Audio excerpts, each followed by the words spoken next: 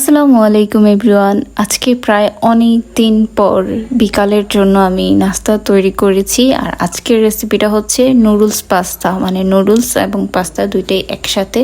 তো ফার্স্টে আমি একটু পানিতে লবণ দিয়ে দিয়েছিলাম, ওইটার ভিডিও ক্লিপ ছিল না। দেন পাস্তাগুলো দিয়ে দিয়েছি, আর পাস্তাগুলো আমি 10 মিনিটের মতো সেদ্ধ করে দেন হচ্ছে নুডলস দিয়েছি, কোকা কোলার চিকেন নুডলসটা। কারণ নুডলসের তুলনায় পাস্তা সেদ্ধ হতে একটু বেশি টাইম লাগে। আর এখন পানি একটু কম হয়ে গিয়েছিল, তো পরে আমি পানি দিয়ে দেন জাস্ট পানিটা ফুটেছে আর এই নুডলসটা উঠিয়ে নিয়ে পানি ঝাঁকিয়ে নিয়েছি। দেন হচ্ছে কড়াইতে আমি তেল, কাঁচামরিচ, পেঁয়াজ, টমেটো, লবণ আর হচ্ছে একটু টমেটো সস দিয়ে এগুলোকে ভালো করে একটু কষিয়ে নিব। দেন কষানো হয়ে যাওয়ার পরে আমি এখানে জিরার গুঁড়া দিয়েছি, হলুদের গুঁড়া আর হচ্ছে মরিচের গুঁড়া দিয়েছি। দেন আরেকটু পানি দিয়ে আমি এগুলোকে আরেকটু ভালো করে কষিয়ে নিয়েছি। আর হচ্ছে একটু গোলমরিচের গুঁড়া দিয়েছি। আর এখন এখানে হচ্ছে ভাজা ডিম দিয়ে দিয়েছি, আর তারপরে হচ্ছে সেদ্ধ করা যে নুডলস পাস্তা ছিল এগুলো দিয়ে দিয়েছি সিম্পলি।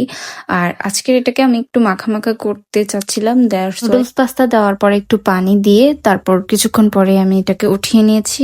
দেন হচ্ছে আপনাদের ভাইয়ের জন্য এটা রেডি করে নিয়েছি, আর সসটাকে একটু লাভ শেপ করে দিয়েছি। আর সহজ এই নুডলস পাস্তার রেসিপির টেস্টটা কিন্তু মোটামুটি ভালোই ছিল। তো আজকের মতো এতটুকুই, টাটা বাই বাই, আল্লাহ হাফিজ।